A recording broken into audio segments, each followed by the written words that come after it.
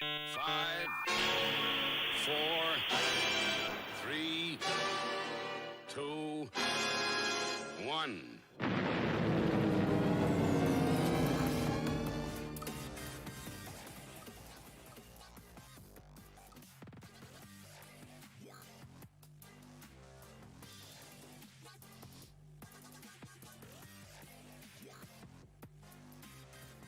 All right. Hello, willkommen, bienvenue, konnichiwa, ni hao, jambo, marhaba. It's time for the Armis Inquisition, episode 214, on Sunday, the 9th of January, 2022. I'm Amish Phil. I'm Amish Ben. And I'm Amish Matt. And we've got Harry Shapiro with us. How are you doing, Harry? Very well. Thank you very much. Yep. Doing good. Yeah, thanks for joining us. One of our listeners, who was in the Discord chat, Nicholas, was it? I think it was Nicholas. I think so. Sent us a copy of your book and said, get this guy on the podcast, he'll be great. And I read your book, I thoroughly enjoyed it. But I think before we get into the book, maybe you should tell us a bit about your background and your backstory, your expertise. Wow. Okay. We've got an hour, so it's fine. You know. Yeah. I actually trained as a librarian, and see, I've had sort of parallel careers, really. I've had most of my work in life has been working for drug charities in the UK, not providing, counselling or rehab or any of that, but basically doing information policy communications work, which I still do. And the other bit is music biographer. Mm. So I've got a whole separate career writing about people like Jimi Hendrix and Eric Clapton and Gary Moore and Jack Bruce and basically people from the 60s and 70s. I was researching a book about a musician called Graham Bond from the 60s who had a heroin habit. This was in the late 70s, and I knew nothing about heroin addiction. So I started reading up about it. Was bored in the job that I was in, which was working in some library in central London for some architects. Saw this job at this place called the Institute for the Study of Drug Dependence. They were looking for an information officer. And I thought, okay, well, I know a little bit about heroin now. Maybe this is good enough. And so I went and got the job and got it, much to my surprise. So I've been working in the field literally since the autumn of 1979, working for different charities in different capacities, and freelance since 2015 when the last of these charities fell over through lack of money, as charities often do. So yeah, I'm a writer, I'm an editor, I'm a journalist. I do quite a lot of public speaking. I do stuff like this. And I suppose really the kind of thing about all of this is all of the work that I've done really has been in support of getting people to understand about drugs, to understand about addiction, to understand about harm reduction, for instance. Really trying to sort of tackle prejudice and ignorance, particularly when it comes to the media. And I've had all sorts of interesting discussions with journalists and radio presenters when they start using words like junkie and stuff like that. And I just challenge them all the time on some of that stuff. And like I say, the other side of the coin has been all the I suppose it so happens that quite a lot of the musicians I've been writing about have also had drug problems, but I think that's coincidental, and kind of goes with the job description, I think. The other thing I've been doing, which is probably worth mentioning, since about 2015, I've got quite involved in the world of tobacco harm reduction. In other words, e-cigarettes, vaping, all of that kind of stuff. Yeah, well done. And working with agencies aiming to promote this for those people who seriously cannot give up the nicotine but would rather not die of lung cancer. What do you think about the all the flavour bans in the US then, Brian? Because a lot of people who want to quit cigarettes obviously want that Yeah. that range available to them, and the FDA are just ripping the It's industry apart insane. at the moment. It's absolutely insane. The WHO needs a massive smack on the arse for this, because what they're essentially doing by encouraging countries to ban, heated tobacco products and vapes and all the rest of it, is they're just handing it back to the tobacco companies. Because, I mean, what are people going to do if they can't get this stuff? Or they've been thinking about switching, and then they realise that the flavours have been banned, and they'll just carry on smoking. I mean, it's just absolutely criminal what's going on in that world, which no doubt will be the subject of another book at some point, I reckon. We but yeah, so were that's we me. talking a while ago about the Vape Wars, and was it a case of regulating vapes out of existence in favour of IQOS devices, heated tobacco devices? No, IQOS is a heated tobacco product which operates from a different principle from e-cigarettes and vapes. But nevertheless, they are both, according to Public Health England and lots of other credible organisations, 80, 90, 95% safer than cigarettes. And that's really kind of all I need to know in terms of, I mean, yes, the big tobacco companies are involved in the production of these, but small people are as well. I don't care who's doing it. I really don't. It doesn't matter who's producing this stuff any more than it matters who's producing electric cars, as long as we finish up with electric cars and less petrol. So, that's really kind of where I'm coming. And so I've written about it, I've done conferences and all, pretty much the same as I've been doing for the drugs world for the last 40 odd years. Could you sorry, something else. Yeah, go on. Sorry, Harry. Could you elaborate a bit more about? You mentioned the WHO and their role when it comes to vaping. Well, they're not showing leadership. This is you've got 8 million people die every year from smoking-related diseases across the world. Even the WHO reckon 1 billion people probably die from smoking-related diseases by the end of the century. And here you have a really disruptive technology, that's come along and demonstrated that you can consume nicotine, which is a relatively benign substance, without all the crap from setting fire to a cigarette. And you would think that as leaders in public health, they would look at this and say, well, that's fine. Let's add that to the armory or toolbox or whatever of trying to get people to switch away from cigarettes. But they don't. What they do instead is they say, this is just a big tobacco conspiracy to get kids hooked on cigarettes. If you look at the States, teenage smoking has been falling for some years and is still falling. Yep. So even though vaping is going up, smoking is going down, young people are not switching to cigarettes because of vapes.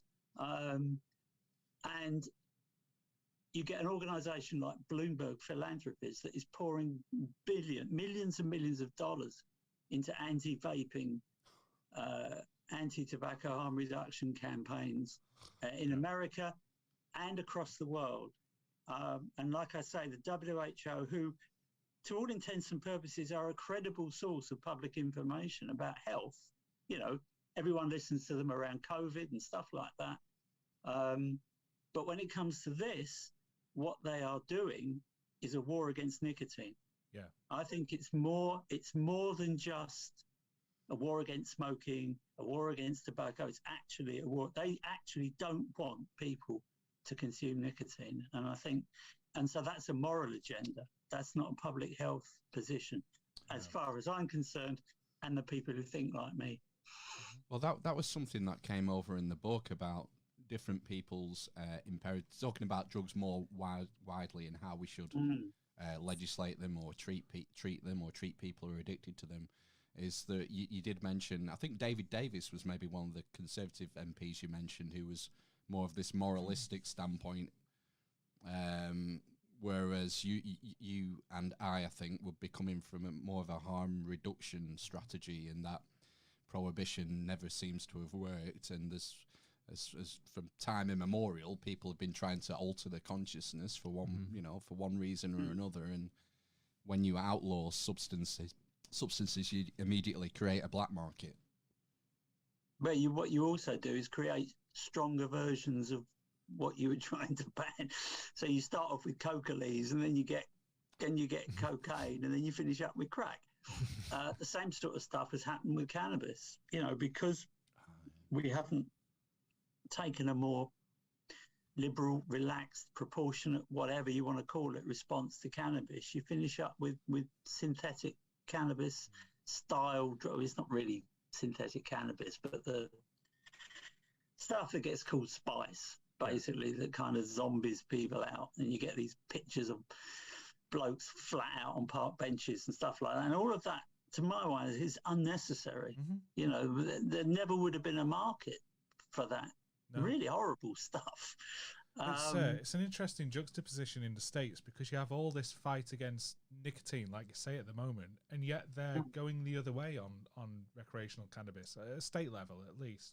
Yeah, I mean, well, I think as far as I'm aware, the federal government don't support the legalization of cannabis, but America is a very special place because it's got states' rights.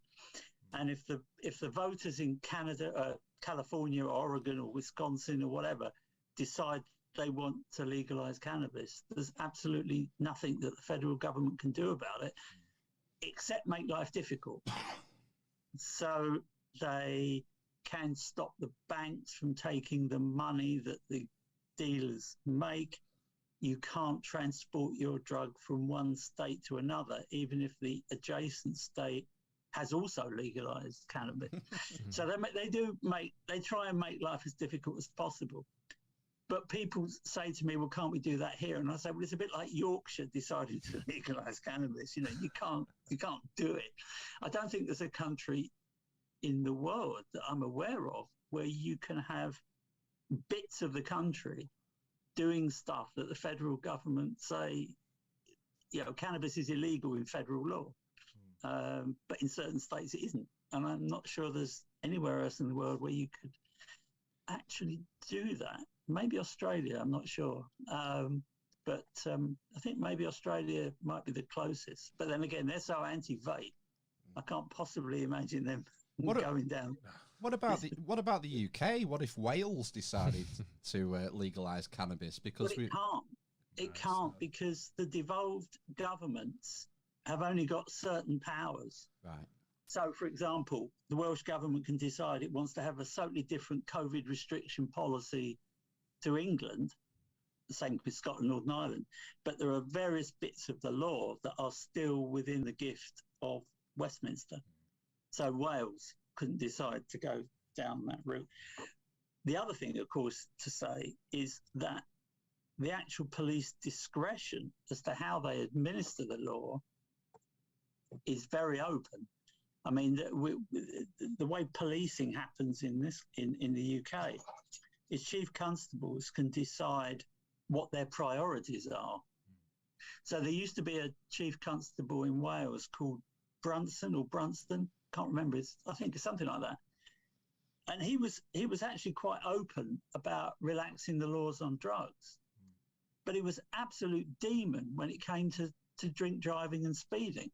Now, if you caught speeding in North Wales, they'd probably throw the key away.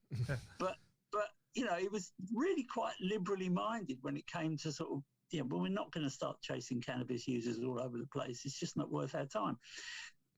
So chief constables have that discretion, as do your police on the streets, have a lot of discretion as to how they administer all sorts of offences. Yeah, absolutely. Including drugs. I think the latest I've heard on that is Bristol, the chief constable of Bristol Force, Bristol and Avon. I think they are, or Avon and Somerset, isn't it? The force down there. They were deprioritising the stop and arrest of people for carrying small quantities of cannabis. They're just not doing it, and as a result, I only know this off the back of a story because someone was complaining about the amount of cannabis they could smell walking down the street in Bristol. So that was, it was explained to them that was what the policy was currently in that area of the world. So yeah. Well, we're having the same argument in London at the moment because the Mayor of London has decided that there are 3 London boroughs. I mean, this has been misrepresented. They talk about Sadiq Khan decriminalising drugs. Well, you can't. He can't. The only people who can decriminalise drugs are MPs in Parliament. But I think he's certainly asking the police in those boroughs to sort of, not arrest people and stuff like that. And I don't know. I mean, the thing that I often say, and I said this to the LBC or Talk Radio or someone a couple of nights ago, is that we don't have a national drugs debate. There is no national drugs debate in this country because it takes 2 sides to have an argument. And so you've got all the people who want law reform and they write the op-eds and the comment pieces and the blogs and the tweets and all of that stuff. And the other side is either silence or the government, and not just this government, any government I can ever remember, basically say, no, we're not doing it.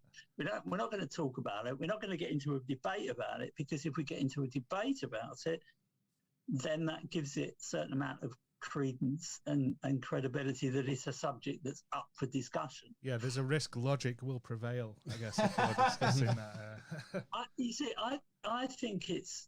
I think people don't want to talk about it. I mean, I think drugs is regarded still by, most people in the UK don't use drugs. I mean, if you take out alcohol and tobacco and caffeine, most people don't smoke dope, shoot heroin, eat MDMA, but they don't. And nobody's really wants to talk about it because it's all a bit disreputable and dirty, and we don't want to go down that way. Cannabis probably somewhere in the middle, although there was a YouGov survey a couple of years ago, an independent YouGov survey, and I think they asked people some questions about law reform of cannabis, and 15% of people said they don't know. And I actually found that quite amazing, considering the drug's been in general circulation in the UK since the 60s. Yeah. But there was still large, and I think if you extrapolated that across the country, a lot of people would say, well, we've heard that it's stronger these days, but we're not entirely sure. And people just don't know. If we had a referendum on, you see, drug law is quite complicated. If you had a referendum on this, you'd have to say, you want it, yes, or do you want it, no? Yeah, it used to be a simple question. You can't start having subtleties and nuance in this, but it is a very nuanced subject. When you talk about legalization, dislegalization, decriminalization, then people talk about depenalization, and it's all a bit kind of fuzzy, and people don't really, people get confused about whether you need to wear a mask or not, let alone some fairly complicated bits of law around this. So I was just going to say, sorry, that can you clarify, because I'm always confused what decriminalization and legalization and what was the other one, depenalization? What's the... It's painful. Depenalization is what we had between 2004 and 2009. Right. The Blair government reduced cannabis from Class B to Class C. Yeah. So the penalties for possession went down. Mm-hmm. But because the police objected, the penalties for trafficking went up. Right. So there was a bit of a kind of, so reducing the penalties, so make it still within the criminal law, still within the Misuse of Drugs Act, but you reduce the penalties, which is a bit on paper anyway, because technically for a cannabis possession now, you could finish up in prison for 5 years. Then nobody, it just doesn't happen. You get either a rap on the knuckles or a fine or something. Decriminalization is taking drug use out of the criminal justice system, and it would be the equivalent of civil penalty, like getting a parking ticket, something like that. So you don't get a criminal record, no matter how many parking tickets you rack up. You just keep getting fined. You won't get a criminal record. So would that just cover possession then? Decriminalisation, you would still have the similar. Well, you'd have to, because people say, well, decriminalisation is the worst of both worlds. Right. For the people who don't want this, Yeah. because more people use drugs, and it's just open season for traffickers, right? Because and then you get legalisation, which is where you actually have a proper, like for alcohol and tobacco. So you have regulations. You have industry standards, you have you have licensing, you have VAT, but you have all the stuff that tobacco companies and alcohol companies have to do. Whether you're a microbrewery or whether you're Diageo, there's a whole thing around being able to produce, sell, market alcohol, and that's what which is what's happening in Canada, for instance, around cannabis, and also some states in America. You've got the whole panoply of regulation and control around cannabis. So it's quite clear what the difference is, but public messaging on that is quite difficult for people to understand. So I'm going to be interested to see what happens in these 3 London boroughs, because we had a similar experiment in Brixton in 2001. And everyone thought cannabis had been legalised, and there was anecdotal, I don't know, sort of guys walking up the coppers and blowing cannabis smoke in their face and say, you can't do anything. Well, actually they could, and they did. But it's such a third rail toxic subject. And I still think a lot of politicians, there are a few Lib Dems, Nick Clegg and 1 or 2 others have kind of put their head above the parapet on this, but generally I think it's still what they call a hot button third rail subject that I don't think it's quite the political suicide that it used to be thought of. But as soon as Sadiq Khan opened his mouth about what he's going to do in 3 London boroughs, Keir Starmer, in the very same interview, or not same interview, the same day, said he doesn't support it. So it's quite clear, and he was director of public prosecutions at one time. So it's quite clear where Labour policy would be going in this direction. They're not any more up for reform than the Tories. I was just going to ask as well, something that I don't know how much you know about this, but if you could comment around sort of what happened in Portugal. Did it not get decriminalised in Portugal, and what kind of the effects were? Yeah, Portugal is very interesting. And again, I think a certain amount of, not so much misinformation, but there's more to the story than seems. Yeah. Up until 1974, Portugal was a military dictatorship.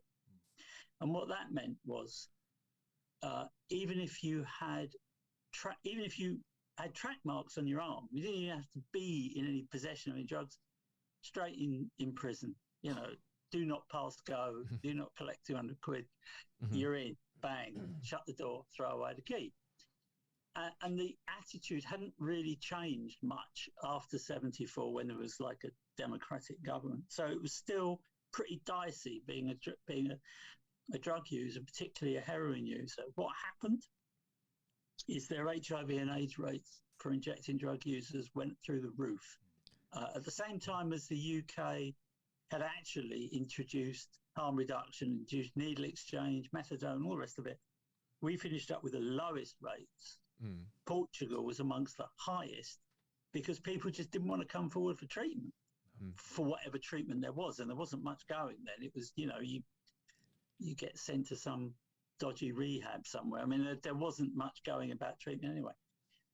So their policy was around trying to encourage people to come into treatment, and so they changed the law. They were the first country to actually decriminalise possession of all drugs. It wasn't just heroin.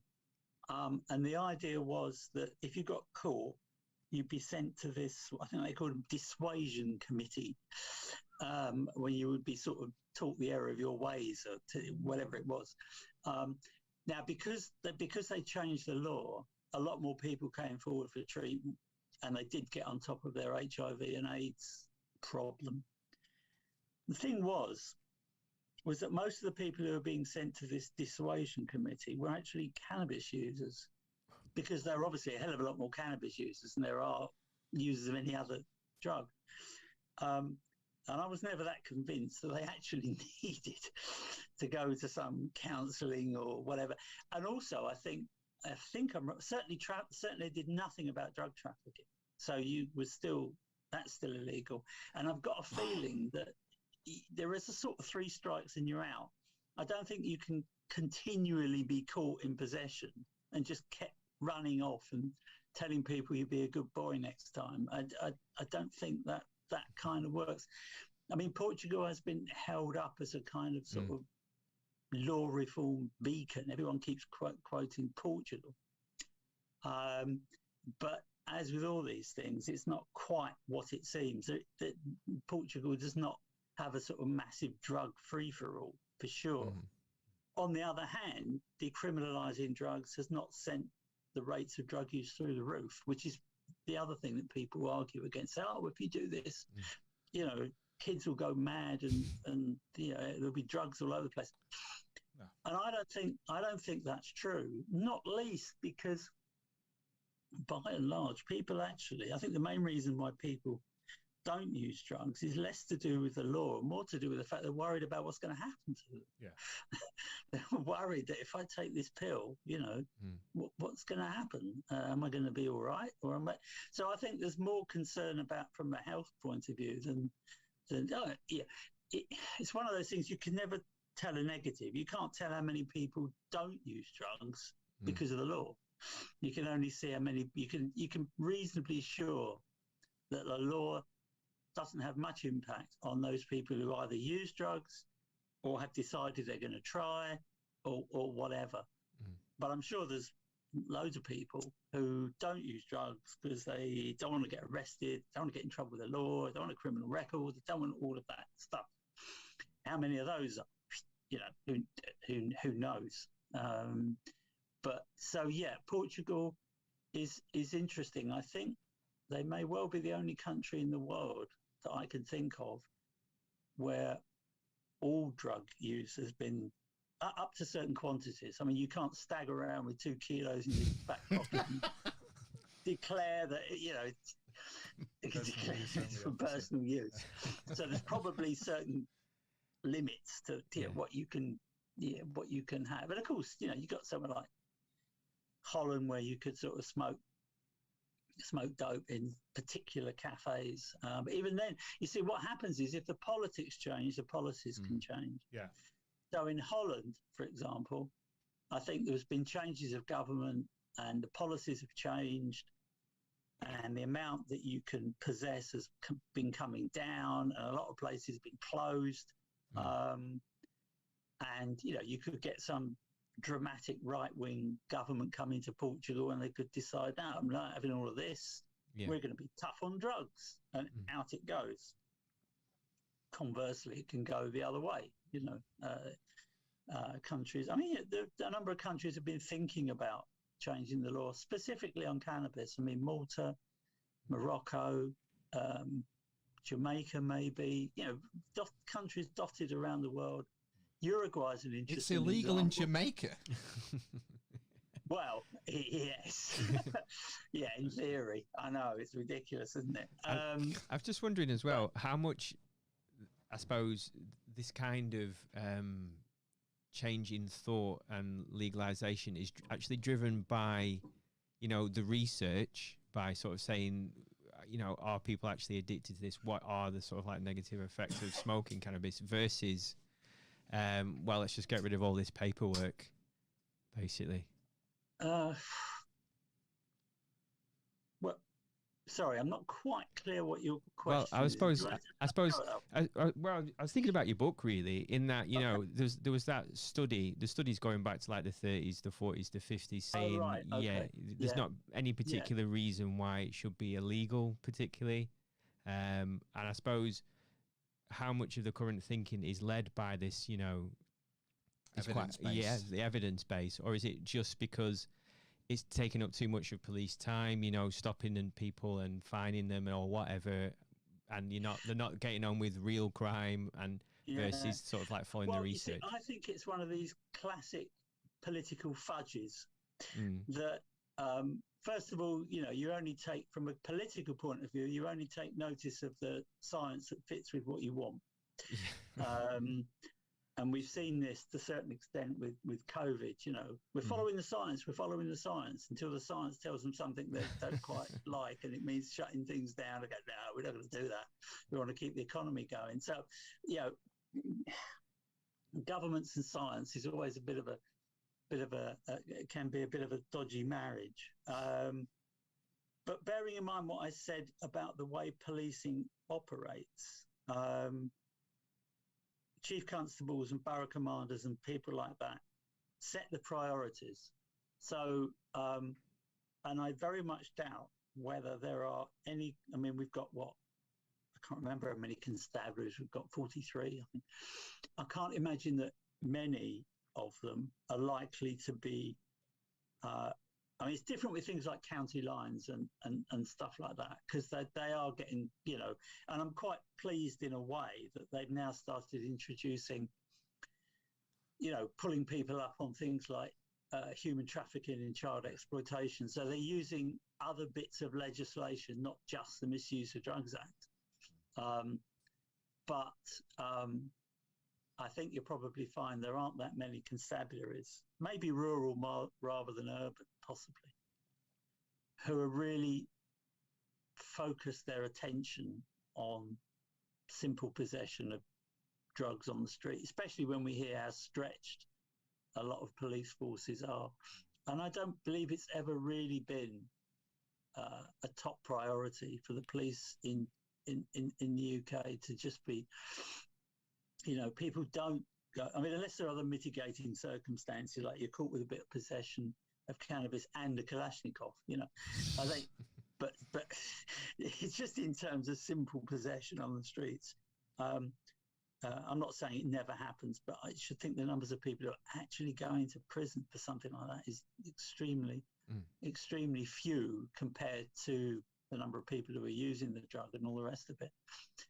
So it is the political fudge where they don't necessarily want to start legalizing stuff or changing the law because, you know, the Daily Mail would be on their back and the Daily Express, and, you know, the media would be on them like a ton of bricks. They get social media would explode, you know, and there's a real, what I would call realpolitik. So for these things to happen, there has to be political will. There has to be a political will for the law to change. And if you were a government minister, you would sit there and ask yourself, well, what's the win in this for us? You know, what is the win? Yes, okay, if we legalise cannabis, there's probably a fair amount of taxation coming our way. But if you price it too high, then people would just grow their own in the back garden, which they can't do with tobacco. And I don't think many people are brewing their own beer anymore. You know, I think those days have probably it's booming, I think. You know, I think there's probably not. You used to be able to buy these beer kits in Boots. Maybe you still can, but I got a feeling that. Offended. Yeah, of course. But maybe you're talking to a niche group of 30-something gentlemen. But in the main, you know, so yeah, and then you've got to think, okay, well, we've got to set up a kind of regulatory system. So there's going to be bureaucracy. And we're going to get it, but on the other hand, we're going to get it in the neck from the popular press, and it will send out a bad message to young people and all of that kind of stuff. So there has to be a stress test for this kind of stuff, 3-part stress test, which I think I mentioned in the book. Yes, you have to have the science and the clinical evidence on your side. There has to be political will. You have to think that you're going to get away with this politically. And there's a court of public opinion. And the best example of how this can spin on its head is the example of the 2 young people who came to attention when their parents were giving them CBD to deal with multiple fits that these poor kids were having. Yeah. And none of the regular prescriptions were making any good at all. And they thought the only thing that's actually working is CBD. And the mother of one of these kids, they went abroad, bought some from Holland, came back into the country, and it got nicked off them by Border Force. And the balloon went up. They were on the Today program. The media are on their side. The politicians are on their side. And what I found really quite interesting was the chief medical officer of the day. If you think we've had 80 years of refusal to accept there was any medical benefits to cannabis whatsoever, almost overnight. Scheduled to. Almost overnight. It's like, yes, there may be some medical evidence here that cannabis can help certain conditions. So you had all your ducks in a row at that point. Now, this is not, and they rescheduled it, but it's still very hard to get a prescription in this country for that, and there's lots of anguish about all of that. And I don't think the National Institute of Clinical Excellence, or cost efficiency, as some people call them, have actually said that this is a cost-effective, valid treatment for these things. So it's not, you can't. I mean, I think some people thought they could stroll down to the GP and get them to prescribe a spliff, and it hasn't really quite worked out like that. So, but it's what should we say? Baby steps. Is what it is. And I think the other interesting development, which we were talking a little bit about before we went on air, was the clinical research into the use of psychedelics for PTSD, anxiety, and depression. MDMA as well. Yeah. So MDMA and psilocybin and ketamine are all in the mix at the moment. And in the past, of course, there was quite a history behind LSD being used, which again I talk about in the book, from the famous discovery in 1943 when Albert Hofmann fell off his bike and thought, hello, there's something going on here. I didn't mean for this to happen. And then all sorts of clinical trials went on during the 50s and 60s until the Americans banned the drug in 1966, and all the clinical trials came to a stop at that point. But again, I mean, I have to say, I suspect the ethical governance of the day was probably not really up to snuff. I mean, doctors basically did what they like. If they thought it was something that was going to work, they tried it, and there really wasn't much in the way, particularly in the UK, because the UK doctors have always had, license to not so much do what they like, but the can't think of the right phrase now. I'm talking about their kind of authority over what they can, the right to prescribe. That's what I'm trying to think of. The right to prescribe has been pretty much a kind of given, a basic principle of British medical practice. And that's been hard fought, hasn't it, by the doctors' unions and such, and BMA, absolutely. I guess, over the years. It's taken things like Harold Shipman, for example, to kind of knock that principle, so that if you're going to give patients morphine in hospital now, you've got to have like 3 doctors have got to sign it off, and so things have changed when something terrible happens, which is normally the way things change. Something changes when something terrible happens, but yes, I mean the guy in the UK in the 1950s, Ronald Sanderson, was quite open really in interviews to say, well, no, I didn't get any ethical permissions for this, we just did it. And later on, sometime in the 90s, some of his patients or relatives of patients actually sued the NHS trust of the day, claiming that they'd been like damaged and stuff like that by the LSD therapies they'd been given in, back in the 60s. It was quite murky in many respects, because there was at least one patient who said that she was absolutely convinced while she was undergoing this trial, that there were kind of American military personnel in the room at the same time. And there's, it's been well documented that during the Cold War, in the search for truth drugs and things like that, both the Americans and the Russians were trying every substance they could get their hands on to see if anything actually worked, or that you could disable armies with. I mean, you certainly could disable an army with LSD, because they'd all be wandering around chatting to the trees while you ran off with the guns and tanks. That was kind of, it never really gained traction as a military strategy. But there was a lot of kind of, the Americans had, CIA had this MK Ultra project going on, and they actually dosed some of their own personnel, one of whom threw himself out of a window in Paris because he thought he was going mad. And it took decades for the family to get both an acknowledgement that had happened and some kind of recompense or compensation.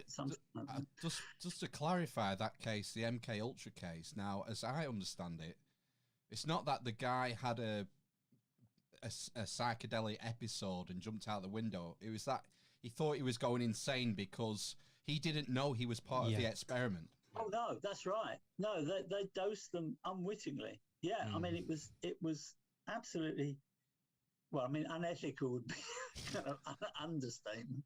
Yeah. But yeah, he had no idea that he'd been. I think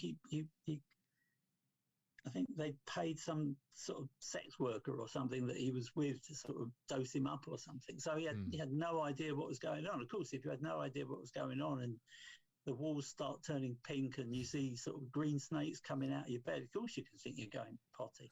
Yeah. So there you go. I think the other thing... The research is interesting, and I think it's... how far it goes, how far it gets, of course, is, but the federal grants now in America for this kind of research, because there's been so much problems with tranquilizers and antidepressants and things like that they are looking. I suppose the other thing to bear in mind is that the people who are undergoing this, the people who are conducting the research, are quite clear that using these drugs is a part of the therapy. It's not the whole therapy. It's to assist things like CBT and stuff like that. Yeah. I mean, the Americans were using, and the Czechs actually, were using MDMA in marital therapy at one point, on the basis that if you had two people who couldn't be in the same room together because they'd start arguing and fighting, they gave them each like a 75 milligrams, a small dose, about an hour before the session.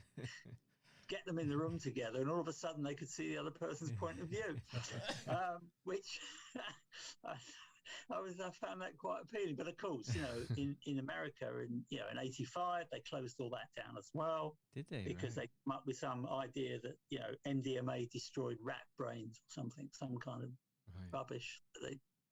Fake science that they came up with, but I think it did carry on in the Czech Republic for a while. But again, but you see, all of that, it doesn't necessarily. I mean, some people think this is just some big backdoor to legalization, and don't honestly think it is.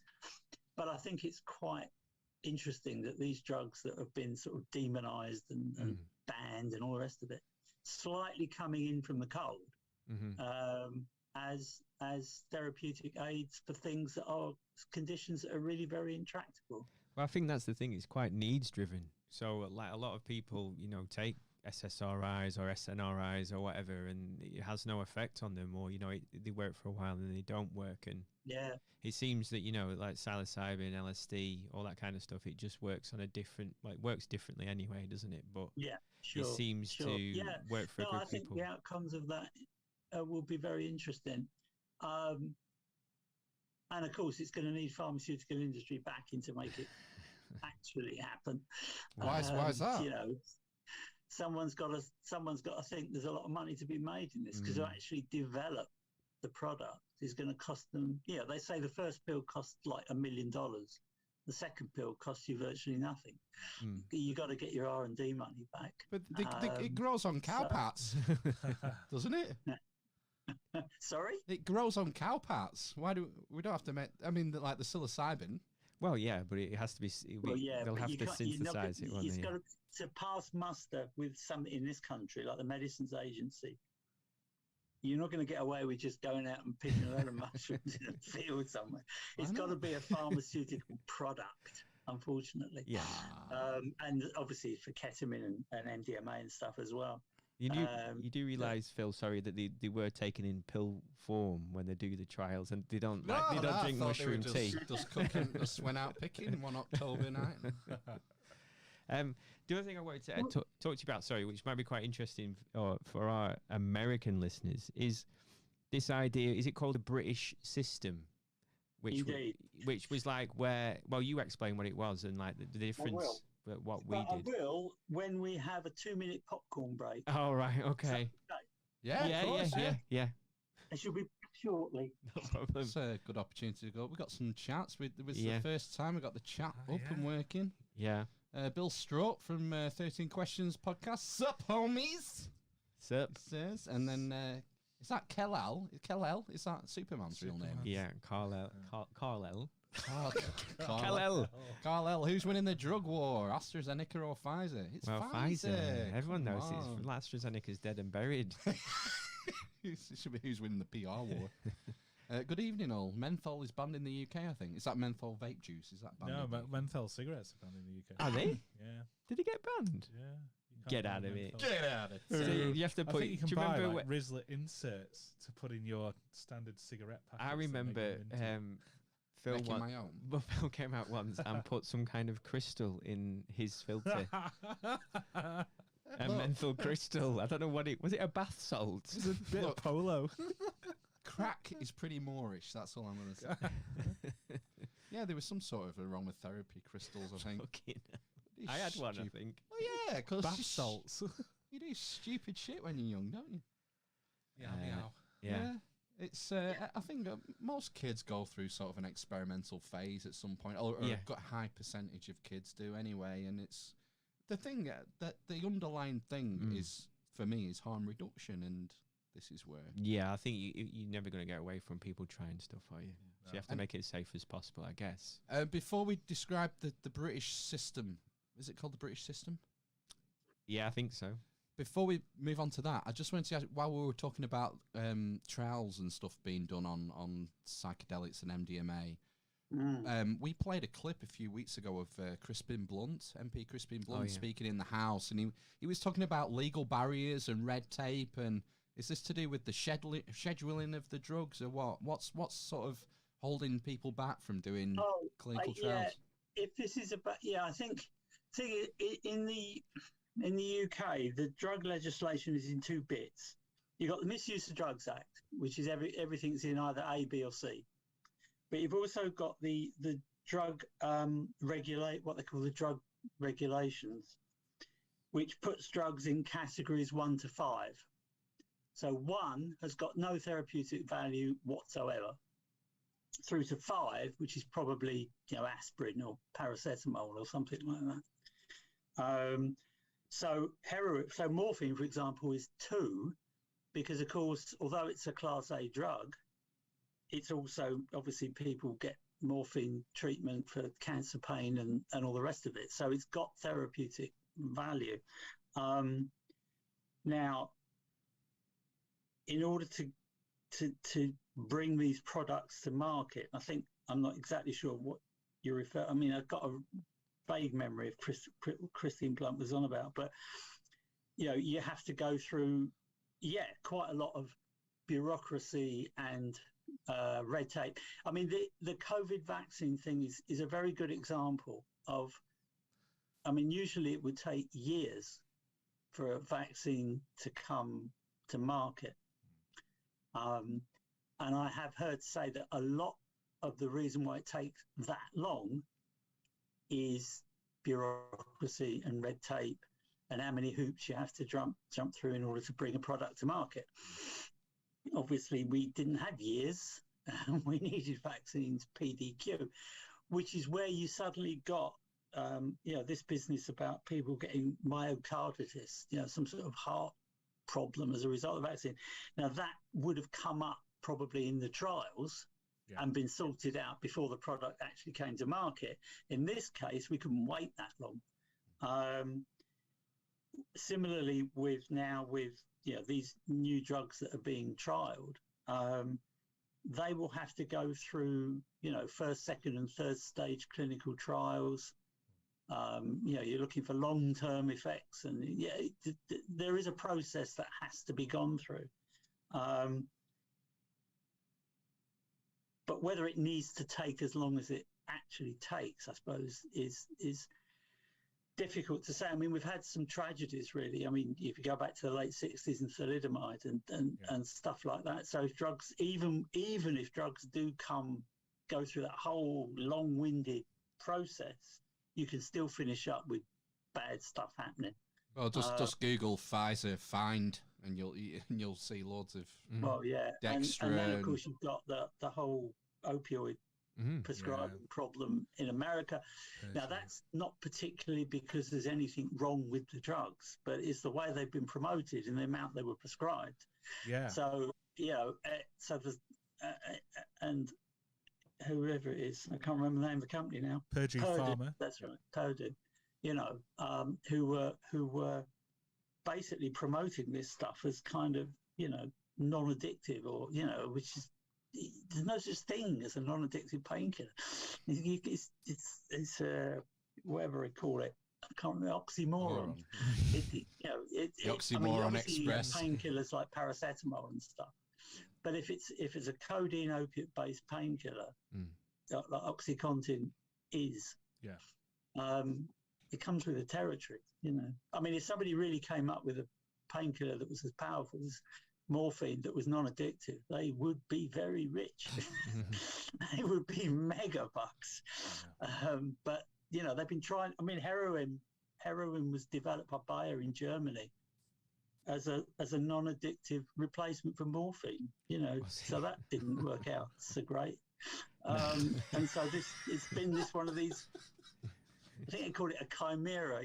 This kind of the search for the holy grail, the non-addictive analgesic.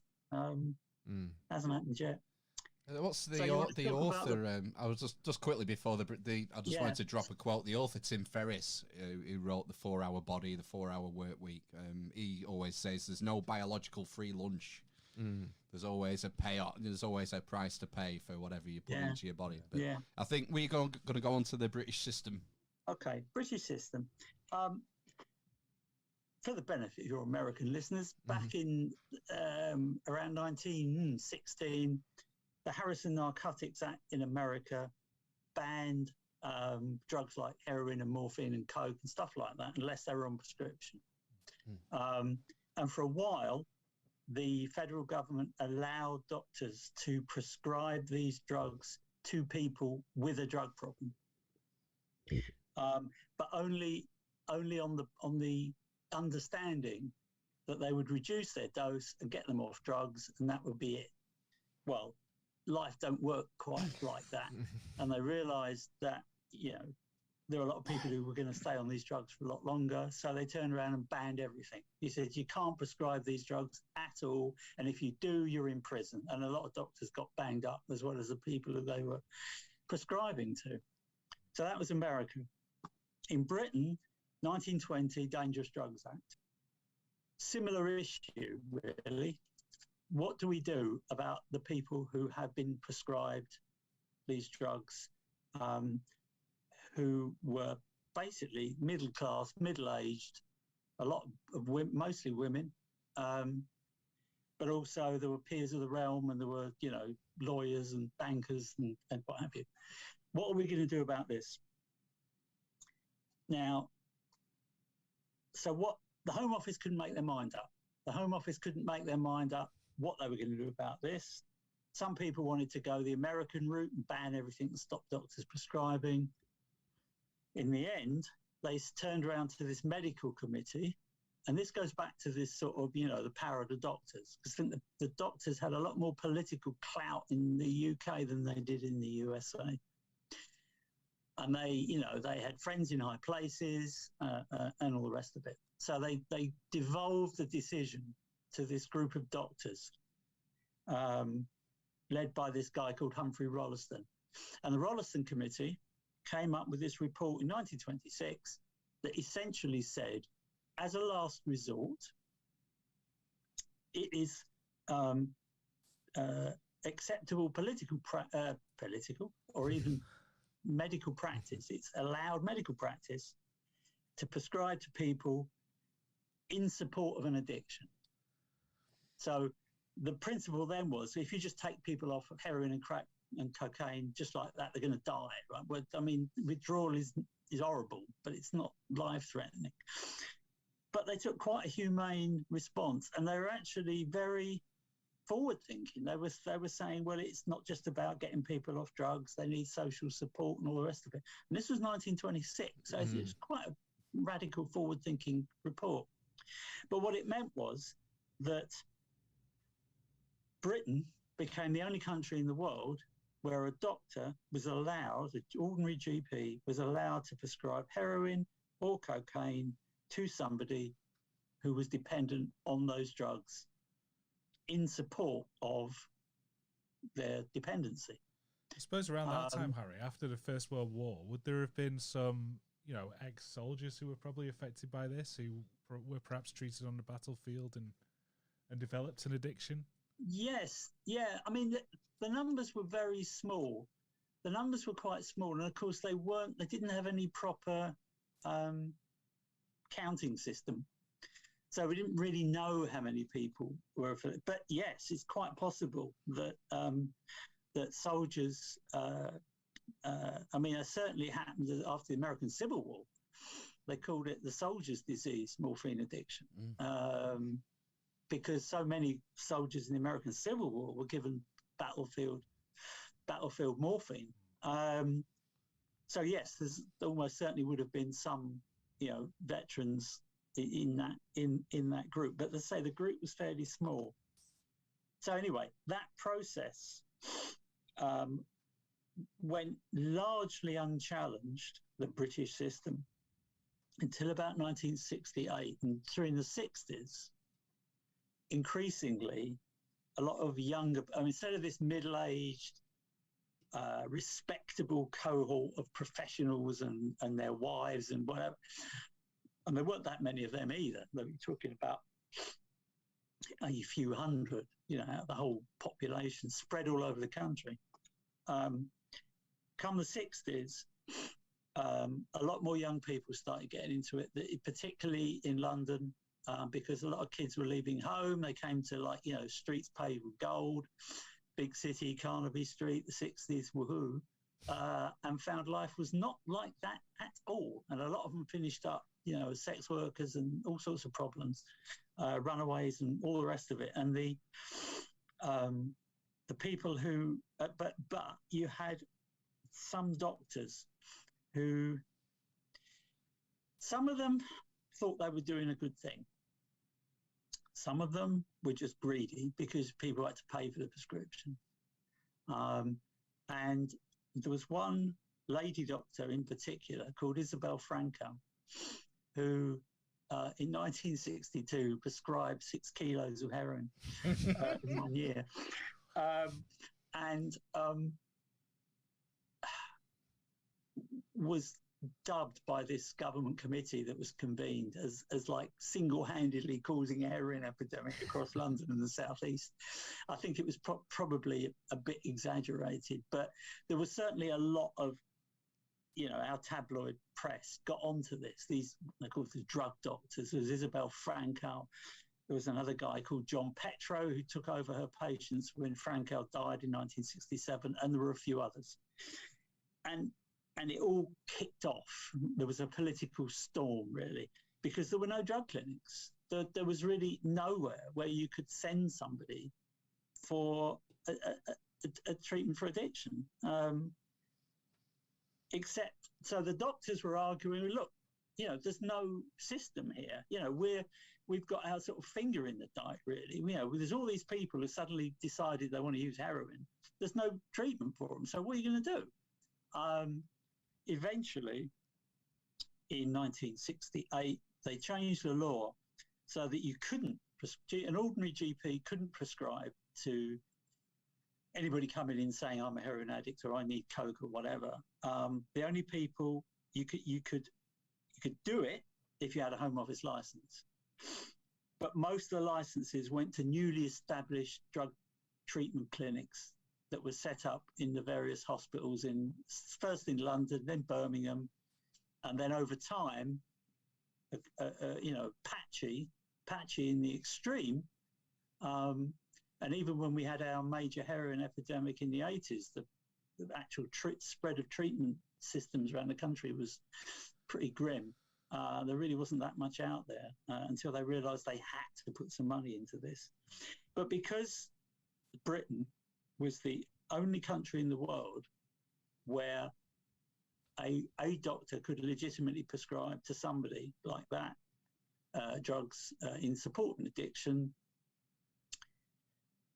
I mean, you could, just to say, if somebody came in and said, I've got a really bad back, you could still prescribe anything for them for that condition. But what you can't do is prescribe to people who are actually clearly dependent on these drugs and needed them on a regular basis.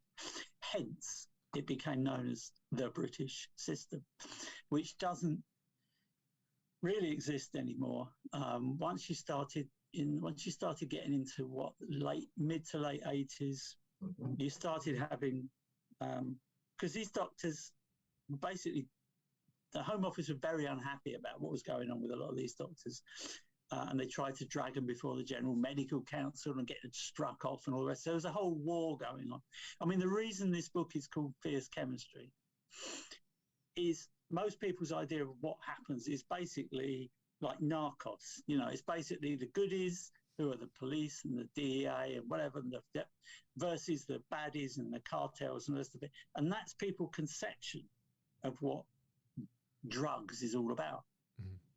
Certainly in the UK, it's been a lot more complicated than that. So, for example, the doctors working in the NHS versus the doctors in private practice who are more likely to prescribe to people because they claim the NHS doctors weren't prescribing enough. Mm-hmm. And so people were buying out on the streets and things like that. The battle between the people who support harm reduction and the people who think that abstinence is the only answer to people's drug problems. Various political differences between different sorts of political groups. So that kind of is the way I've kind of described it in the book, that it isn't just, cops and robbers, basically. Mm. And even within cops, there's been, lots. I mean, there was a time when the Metropolitan Police didn't really care about drugs and thought the Home Office were making a big fuss about nothing. Mm. So there's been, and tensions between customs and police because they've got different priorities and different ways of conducting operations. The police want to stop people at the borders, whereas customs are more likely to maybe let them take stuff in and find out where they're going. So all kinds of tensions in there, and that's really what I was trying to capture in the book. That it's a really tangled web of politics, really. I mean, that book is essentially it's a cultural history, but it's also the political history as well. And of course, the other big thing is the people who want law reform against the people who don't want law reform. That's another head-to-head going on there. Yeah, it's one of these subjects that you can't look at in isolation. There are so many factors, outside factors, that affect the whole drugs question. Yeah. That's where one of the things I found really interesting about your book, because I had no idea about it, was the sort of the role of the United Nations and its precursors, like the League of Nations, what roles they played and how United Nations, what do they call them? Not doctrines, United Nations treaties and things would affect individuals' countries' ability to change drug policy, which I find amazing. Well, yeah, but you see, the thing about it's interesting. These treaties really rely on consent in a way, a consensus. So therefore, if you look at all the countries who've done, Canada's, Uruguay, Portugal, Holland, all of what they're doing is outside of, they're breaking the treaty obligations that they signed. Haven't actually noticed anything happening as a result. So it's a little bit like, climate change conventions and stuff like that. People have got all these aspirations and they sign bits of paper and all the rest of it. But when it actually comes down to it, there's no one's going to take Uruguay to court for breaking the UN Convention on single narcotic drugs or whatever. But that these treaties are there, and of course this is what the UK government fall back on and say, oh well, we stick by the treaties. It's the cover. So that's the sort of get out of jail free card on that. The treaties are there. You can invoke them at your convenience, or you can ignore them at your convenience by the look of it. Yeah, but I mean, these treaties were drawn up with the purpose of controlling trade between countries, not for domestic policy. It goes back that's why I love history. So I loved reading about how the Opium Wars and the Boston Tea Party and all these things of the past have influenced where we are today with our drug policy. Well, indeed, yeah. I mean, and in fact, the book actually starts in the First World War with the Defence of the Realm Act, which was brought in. The Defence of the Realm Act was supposedly to protect the country from enemies during wartime.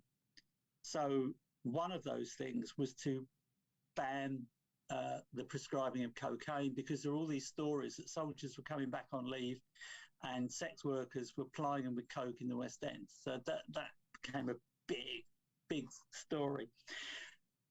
But actually, when I sat and thought about it, I thought, well, okay, if you like, the war against drugs started during the First World War, both here and in America. But for the previous, 400 years, there'd been a war for drugs as opposed to against drugs. And I started thinking about it. I was thinking tobacco, opium, rum, tea, coffee, and which is in fact the crucible for global trade. All global trade really starts with the movement. Well, it starts with the spice trade, I suppose, but slightly on. All those products, all those drugs formed the basis of what became the global trade in everything. But more than as much as that, almost all of that could not have developed the way it developed had there not been slavery. And slavery on the tea plantations, when we think about the slave trade, we think about the southern states of America and cotton.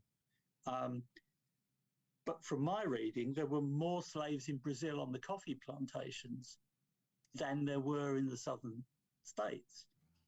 There was slavery on British tea plantations in the 19th century.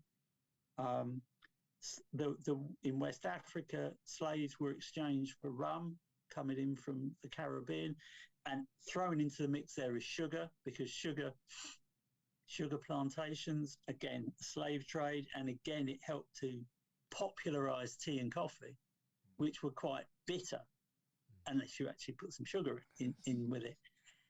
And I probably finished up writing too much about this in the end, but I actually thought there's a huge prologue here.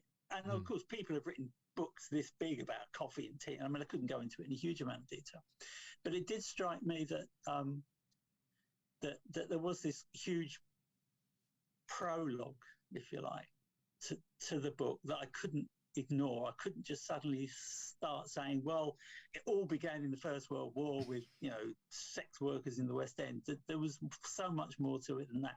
And people have written loads of books about each of the elements that I just talked about, books about tobacco, books about the Opium Wars. So there's a lot of stuff out there. So I just tried to encapsulate it to some extent. But interestingly, apart from treaties about settling war, like the Versailles Treaty, the treaty discussions in the League of Nations about drugs was the very first time nations had ever got together to discuss something other than ending a war.